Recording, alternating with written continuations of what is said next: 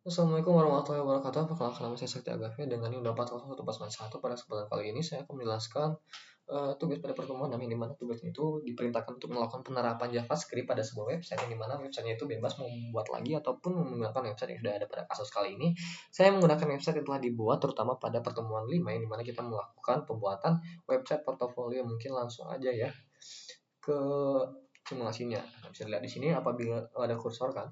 Nah, apabila saya mengarahkan kursor ini pada section-section yang ada di atas navbar, nah dia akan berubah jadi bentuk pointer dan ada kotak transparan putih ya di section about. Nah, kalau kita klik, dia akan kotak putih tadi berpindah ke about, ke section about, dan teks about ini berubah menjadi bold dan juga warnanya berubah jadi biru. Nah, di paling bawah saya menambahkan cipta yang terkait dengan link IG saya. Lalu saya menjaga fitur back to top dan menambahkan fitur dark mode. Nah, juga sekaligus saya menambahkan filtering project. Nah, filtering project ini berguna apabila gunanya itu untuk melakukan pemfilteran. Jadi kalau dia diklik, nah project-project yang berkaitan dengan kategori software itu akan otomatis muncul gitu ya, dan yang tidak berkaitan dengan kategori software dia akan menghilang gitu ya, jadi dia difilter secara mandiri. Oke, mungkin cukup itu, lalu kita lanjut ke pembedahan kodenya. Oke, di pada barisan ini dulu ya, mungkin HTML lang database template. Nah, bisa dilihat di sini ini tuh sebagai atribut ini berfungsi sebagai defaultnya like. Ini adalah fondasi untuk fitur dark mode nanti. Lalu lanjut pada meta charset ini sampai initial scale, itu berguna untuk websitenya agar bersifat responsif dan juga dia saat dibuka di HP, laptop, tab, dia itu menyesuaikan gitu. Jadi dia bersifat responsif. Nah, ini kalau kita buka di laptop, tapi kalau kita buka di HP, nah dia menyesuaikan websitenya. Jadi dia berbentuk responsif website. Lanjut, ini adalah link bootstrap-nya, ini ada CSS-nya. Oke, mungkin langsung aja ke bagian body. Di dalam body ini, saya menambahkan database spice scroll. Nah, database spice scroll ini berfungsi gunanya agar menu di navbar otomatis menyala highlight saat kita melakukan scroll. Nah, ini. Jadi kalau kita nge-scroll nih, nah menu di navbar ini akan ter-highlight otomatis dan memberitahu kita lagi berada di posisi mana. Jadi dia secara otomatis mengetahui gitu kita lagi di posisi mana tanpa kita ngeklik si sectionnya gitu. Oke, lanjut ya. Di decaying udah. Nah, ini div class collapse navbar. Nah, ini tuh berguna jadi kalau kita buka di HP, nah section-section yang tadi ada di navbar dia bakal terbungkus dalam sebuah menu home. Ini dia kotak menu home. Jadi bakal terbungkus gitu ya. Nah, ini yang tadi terbungkus itu ini. Oke, lanjut, saya juga menambahkan sebuah foto yang dimana foto ini sebagai fitur dark mode pemicu ya, sebagai pemicu dark mode dan light mode tadi. Oke, lanjut. Kita langsung lanjut pada bagian mana ini ya, about lah. Kita lanjut bagian about. Di about saya pada bagian about saya menambahkan div container. Nah, di container ini mana? Container. Nah, ini dia container. Ini berfungsi digunakan untuk membungkus konten agar memiliki margin kanan kiri yang rapi dan juga konsisten. Dan saya menambahkan div class row. Div class row terutama pada call md4 dan call path dan md6 ini supaya penjelasan yang ini dan ini itu memiliki tata letak itu proporsional gitu ya. Lanjut, saya juga menambahkan kode grafis. Kode grafis ini yang bersifat wave gelombang nih, yang kayak gini nih, agar si tampilannya itu menarik gitu ya. Lanjut kita ke project. Nah, di pada project ini saya menambahkan fitur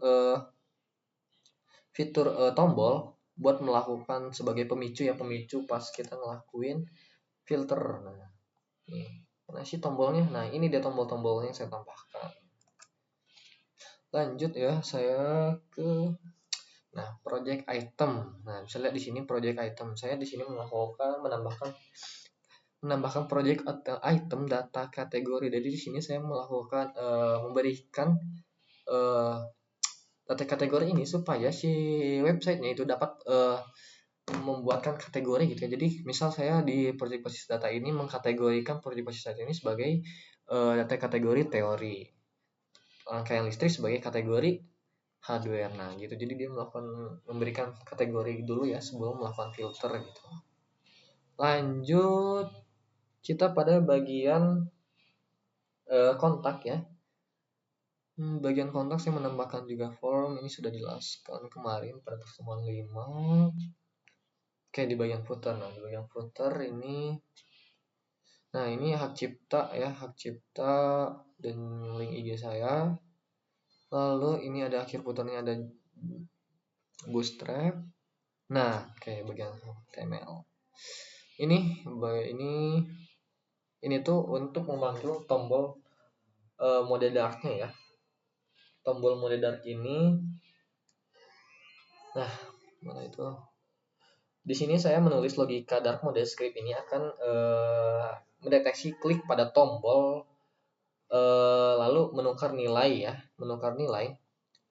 antara like dan juga dark secara instan. Lalu saya juga menambahkan fitur back to top ya, yang dimana tombol fitur ini berfungsi sebagai jalan pintas bagi pengguna untuk langsung kembali ke halaman paling atas. Oke, lanjut penjelasan CSS ya. Paling pertama saya dilihat dari baris 1 sampai 4. Ini saya memberikan padding top 6 rem agar konten nama saya tidak tertutup oleh navbar yang posisinya terkunci ya. Jadi navbar itu sudah fix posisinya di atas, dan warna latarnya saya beri ke set biru muda cerah. Lalu ada pada barisan 7 dan sampai 12 itu, ini tuh untuk memberi jarak padding supaya menu terlihat seperti kotak ya. Nah, ini saya melakukan padding kiri kanan itu sebesar 15 pixel, dan juga saya memberikan border radius 5 pixel buat kotaknya gak terlalu kaku gitu ya, jadi dia agak sedikit melengkung gini. Jadi lalu saya memberikan transition sebesar 0,3 millisecond buat pas berubah warnanya tuh halus gitu ya, nggak langsung tiba-tiba gitu. Nah tuh jadi kan jadi ada kayak jeda gitu kan. Nah ini margin 0 dan 5 pixel ini buat ngasih jarak antar menu kotak gitu ya. Lalu lanjut pada efek pas. Nah navbar navlink hover ya. Navbar navlink hover ini adalah efek hover saat kursor diarahkan ke menu, latar belakangnya akan berubah menjadi putih transparan RGBA sehingga nanti websitenya terlihat interaktif gitu ya. Nah, tuh, jadi ada putih kotak transparan. Lalu lanjut pada navbar navlink aktif. Nah, ini tuh supaya pas kita klik ya. Nih, diklik. Nah, itu kan ada kotak putih nih. Nah, kalau kita klik kan kotak putih. Nah, itu dari sini. Nah, ini background color saya menambahkan kotak putih solid, dan fontnya itu berubah warna menjadi biru gitu ya. Lalu fontnya juga jadi bold. Oke, lanjut lagi ke section. Nah, di bagian section ini setiap bagian about, project, kontak itu saya beri padding top 5 rem agar konten punya ruang jarak ya. Lalu juga saya menggunakan scroll margin top sebesar 80 pixel supaya saat menu diklik di section tidak terpotong oleh navbar. Oke. Lalu ada bagian project dan footer, ini saya memberikan warna latar belakang agar proyek dan bagian bawah website itu konsisten gitu dengan tema warna biru. Lalu ada button scroll to top. Nah, button scroll top ini ya, ini ya. Nah, di sini saya tombol display none ini saya berfungsi untuk menyembunyikan dulu ya. Jadi display none dan posisinya dibuat melayang di pojok kanan. Nah kalau di atas kan dia nggak ada gitu. Jadi itu disembunyikan di display none. Nah, lalu saya menambahkan position fix ini di pojok kanan. Nah, jadi dia nggak akan berubah gitu kalau kita scroll kemanapun, dia fix di bawah pojok kanan. Oke, nah ini bottomnya bawah pojok kanan tuh, bawah fix pojok bawah kanan. Oke. Lalu saya menambahkan lagi efek transisi sebesar 3. Nah ini. Oke, lanjut. Nah ini nih, button hole transport scale 1:1 ini tuh, jadi kalau kita klik agak deketin mouse cursor ini ke sini, nah dia menjadi membesar sedikit kan. Nah itu fungsi daripada kode ini. Lanjut ke ini, biar semua scrollnya udah dijelasin. Nah ini lanjut pada mode dark ya. Di mode dark ini saya saya mendefinisikan root ya. Root ini saya mendefinisikan variabel CSS-nya ini seperti wadah warna standar ya. Untuk mode terang itu seperti BG biru muda dan BG putih gitu ya. Nah, ini. Lalu di bawahnya pada kunci database stem like ya. Mana ya? Bentar, bentar, bentar, bentar, bentar.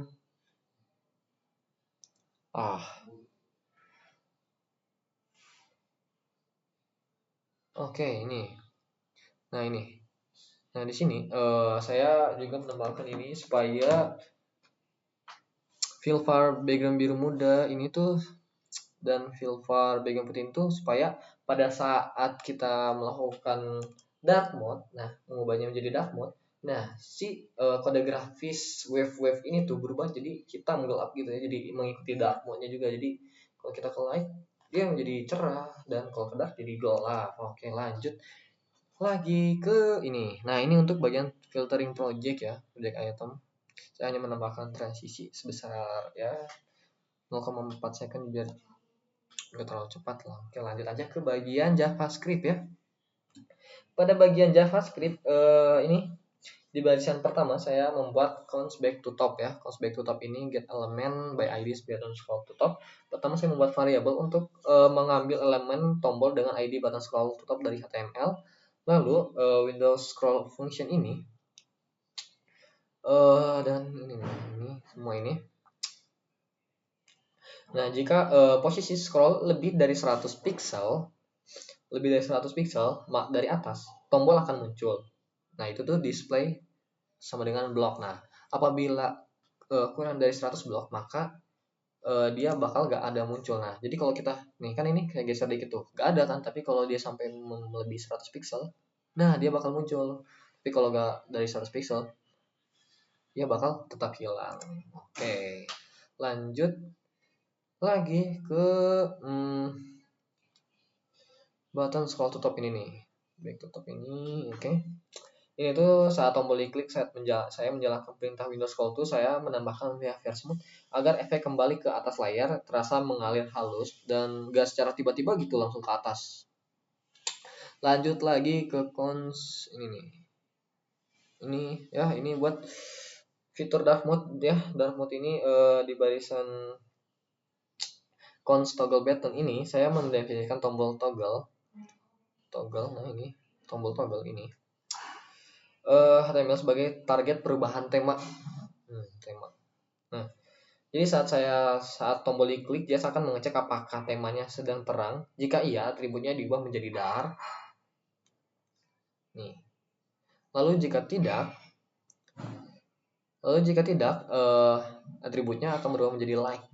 Nah, logonya akan kembali menjadi bulan gitu. Lanjut lagi ke logika filter. Oke, ini melakukan logika filter daripada proyek ya. Oke, logika filter ini saya menambahkan const button ya, const button item. Nah, const button item ya, ini bisa lihat. Nah, di const button sama dengan item ini saya mengumpulkan semua tombol filter ya. Jadi kita mengumpulin dulu semua tombol filter dan semua kartu proyek atau tag-tag proyek ke dalam variabel kelompok array. Terus di button for each ini, button for each di situ saya memberikan instruksi pada setiap tombol jika diklik dia akan menghapus warna biru solid aktif dari tombol lain dan memberikan warna biru tersebut hanya pada tombol yang baru diklik gitu ya.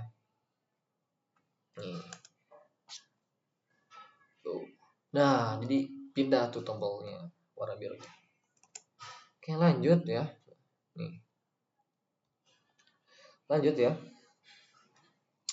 Pada bagian const target. Nah, ini const target ini akhir. Nah, di situ ini adalah inti penyaringannya ya. Jadi ini mengambil nilai target dari tombol yang diklik. Jika tombol all diklik, maka semua proyek akan muncul display block. Nah, itu di inspect ya. Display block. Lalu jika dia display block, namun jika tombol kategori lain diklik, dia akan mencocokkan kategorinya proyek tersebut. Dan dia tampil, jika tidak, dia disembunyikan di display none. Nah, ini maksudnya. Di display none itu nanti di filternya. di inspeknya maksudnya. Oke. Play on display block. Oke, mungkin cukup sekian penjelasan dari saya karena waktunya juga sudah 15 menit. Mohon maaf apabila ada penjelasan yang terburu-buru karena sebenarnya saya mau ngejelasin panjang lebar tapi terburu-buru karena waktunya 15 menit gitu ya. Saya mohon maaf apabila ada kekurangan penjelasan dan kurang baiknya dalam menjelaskan. Nah, izin wal faizin warahmatullahi wabarakatuh. Maafkan apabila ada kesalahan. Wassalamualaikum warahmatullahi wabarakatuh. Terima kasih, Pak.